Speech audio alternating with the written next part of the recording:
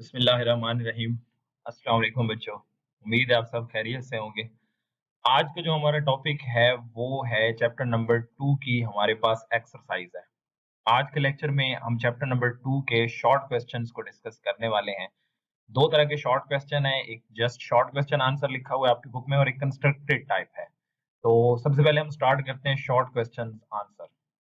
अब सबसे पहली चीज अगर आप देखें तो आपके पास गिवन है पहला क्वेश्चन 2.1।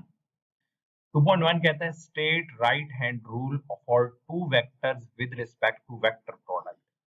अब हमने ये बताना है right hand rule with respect to vector product. अगर आपको याद हो तो ये क्वेश्चन ऑलरेडी हम कर चुके हैं जब हमने वेक्टर प्रोडक्ट के बारे में पढ़ा था। हम दोबारा रिपीट कर लेते हैं उसको। तो हमने कंसिडर किया था कि हमारे पास दो वेक्टर हैं, जैसे आपको ये एक वेक्टर नजर आ रहा है ए, ये दूसरा वेक्टर आपको नजर आ रहा है बी। तो इसके मैंने स्टेप्स भी आपको लिखाए हुए हैं, आप अपने लेक्चर में देख सकते हैं।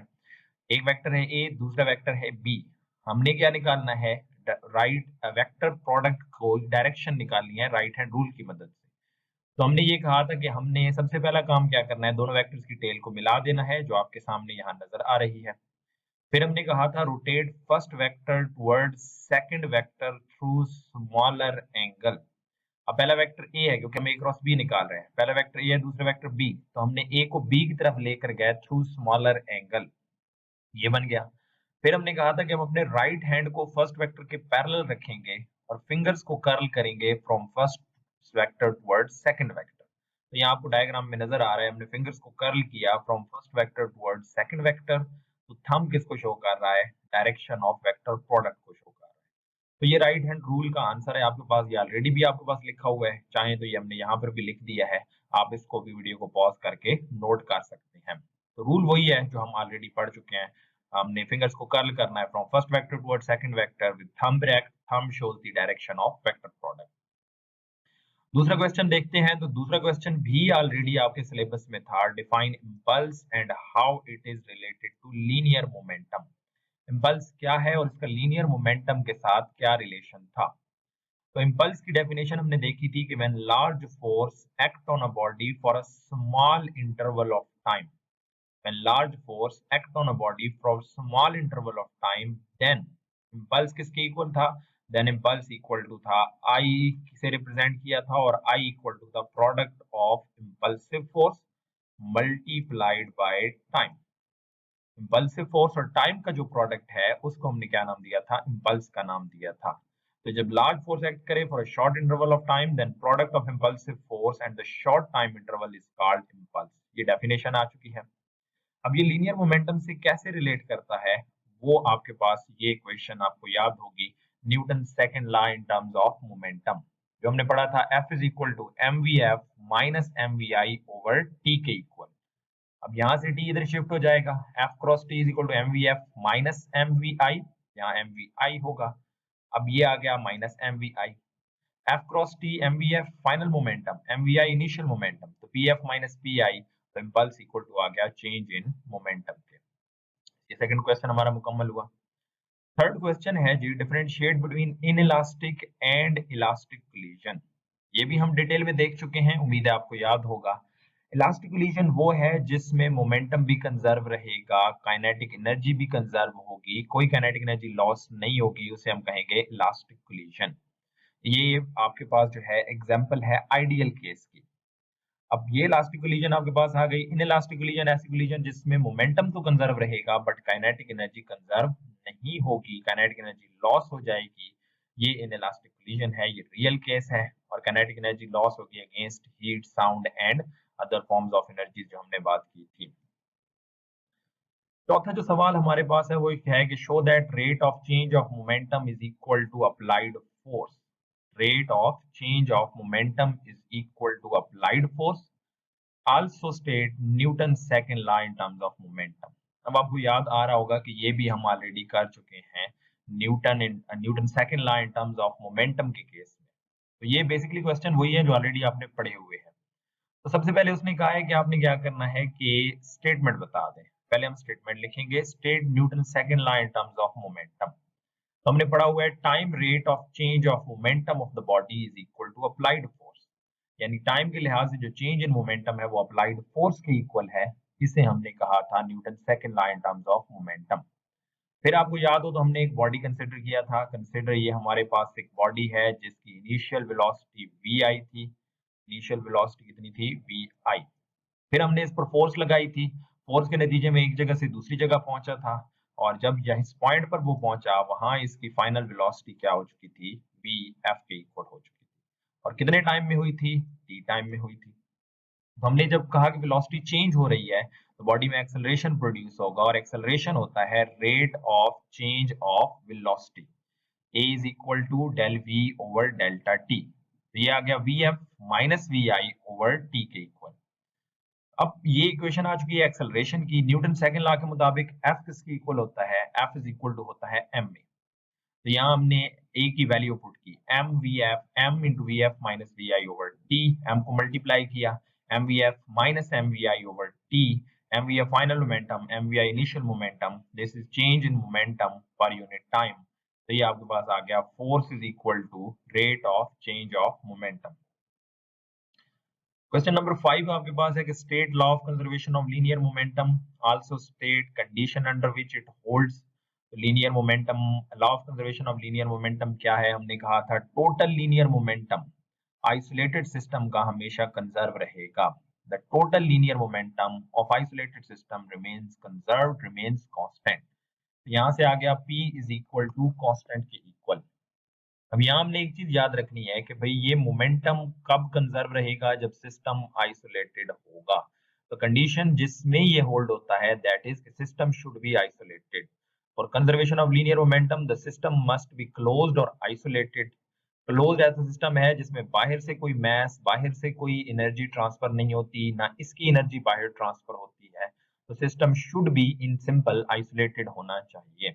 जैसे हमने एग्जांपल ली थी गैस मॉलिक्यूल्स की, तो वो हम ऑलरेडी डिस्कस कर चुके हैं। इस क्वेश्चन को भी आप यहाँ से नोट कर लेंगे, ये इसका आंसर है आपके पास। Very important question, show that the range of projectile is maximum at an angle of 45 degree. Range of projectile maximum होगी 45 डिग्री पे, ये प्रूव करना है। अब आपको याद हो तो रेंज का फार्मूला हमने पढ़ा हुआ है, R is equal to we I square sine 2 theta over जी।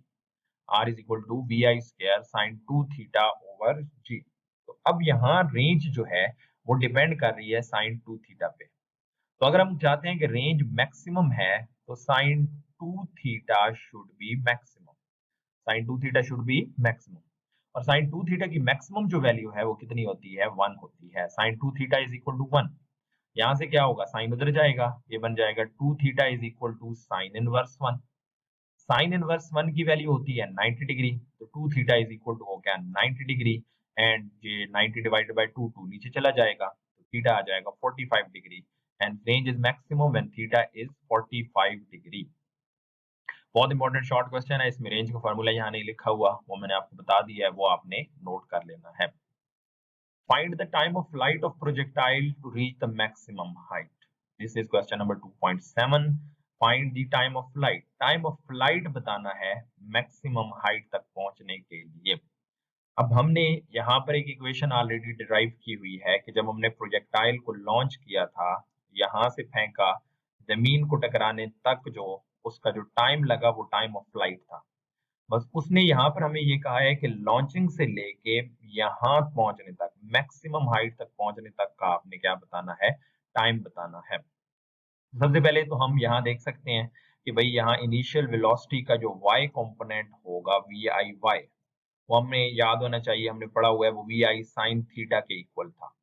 और मैक्सिमम हाइट पर वेलोसिटी जीरो हो चुकी होगी, तो फाइनल कंपोनेंट ऑफ वेलोसिटी क्या हो चुका है? हमारे पास जीरो हो चुका है।